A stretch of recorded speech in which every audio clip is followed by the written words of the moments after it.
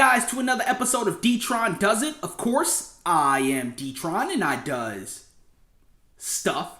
And this week, I'm going to be laying out my theory behind companies like QuadPay, Klarna, Sizzle, or Afterpay, and how they are inevitably leading to higher prices. But before we dive into that, let me tell you why this is even relevant and why I even spent time making a video about it. So, I recorded a QuadPay Explain video where I explained how QuadPay works, and I also discussed some of what I consider the pitfalls about these buy now, pay later companies. And one of the viewers left a comment, which I'll put up here on the screen. And what that viewer said was, he sells cars and phones and he loves financing his products. It's what pays the bills.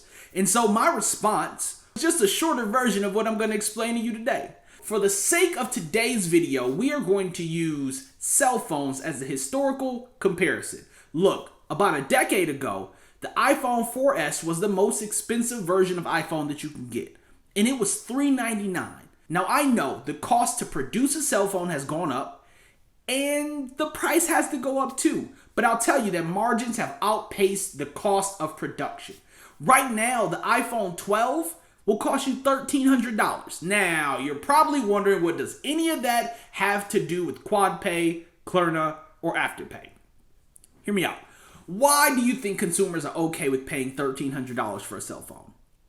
I would go out on a limb and say, if you ask them, it's going to include the fact that they don't have to pay that money up front.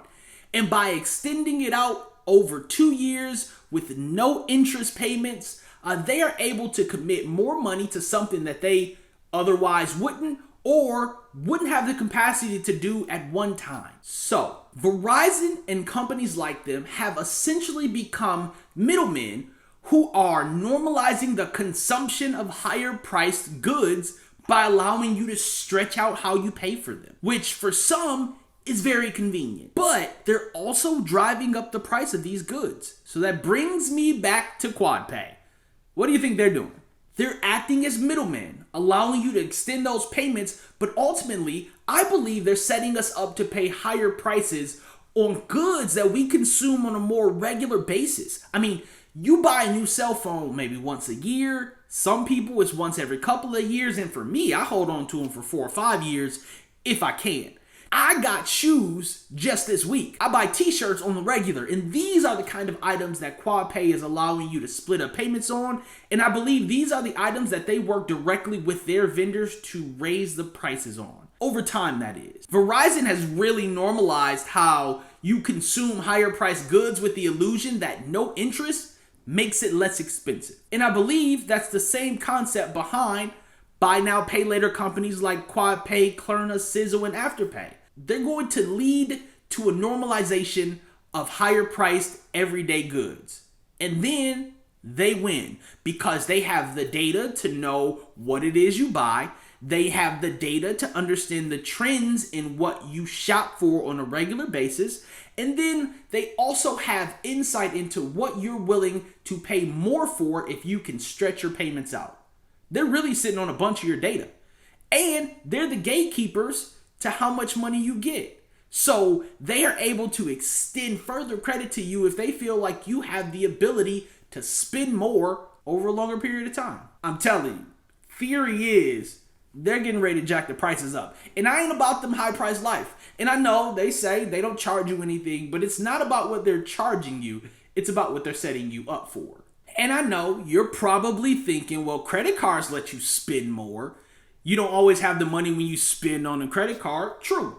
But there are barriers to getting and keeping a credit card that just aren't present for buy now, pay later companies. Inevitably, they're going to bake in higher prices into these extended payments because they can.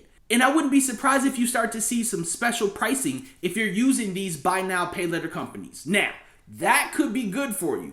They could give you a discount, or companies could start to charge you more because they know they can. It's really a flip of a coin, and I don't like our odds. Companies are about making profits, and so I just think that this is a slippery slope into higher prices for everyday goods. QuadPay and Klarna and Sizzle, they might see their companies become the default payment method for some of these lesser financed goods, the kind of goods that probably shouldn't be financed in the first place. And then just like cell phones, you'll start to see the cost of financing, and I say financing, and I understand it's not really financing, it's just breaking up payments, but the idea behind financing everyday goods start to go up.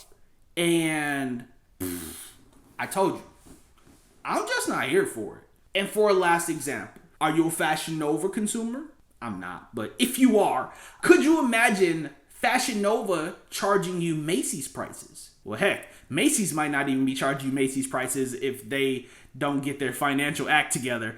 I'm sorry, Macys. I really do like you guys. Look, if FashionNova charged you the same price for a sweater that Macys did, you'd probably be up in arms. But if you could split it up into 4 easy payments, you probably would feel less concerned about it. At least some consumers would. And I think that's the message coming out of this video. Just be aware of the cost of the goods that you're purchasing, because you could be setting yourself up for higher prices in the future.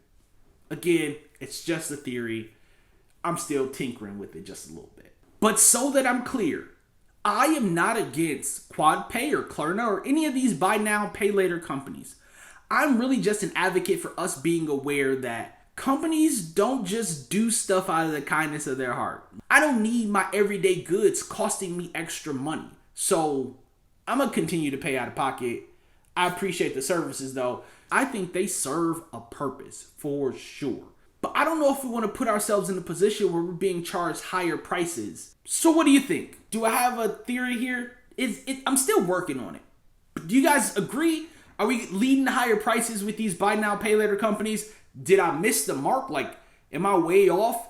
If so, either way, let me know down in the comments below. I'd love to hear you disagree with me, because I would love to hear someone else's perspective on what these companies are actually doing by offering these services.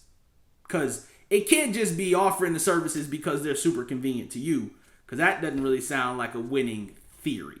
As always, like, share, subscribe, hit that notifications button, get some alerts, find out when we're dropping new videos, which is every Monday. And if you decide not to like, share, or subscribe, you know what? I won't even be mad at you. Till next time, guys. Peace.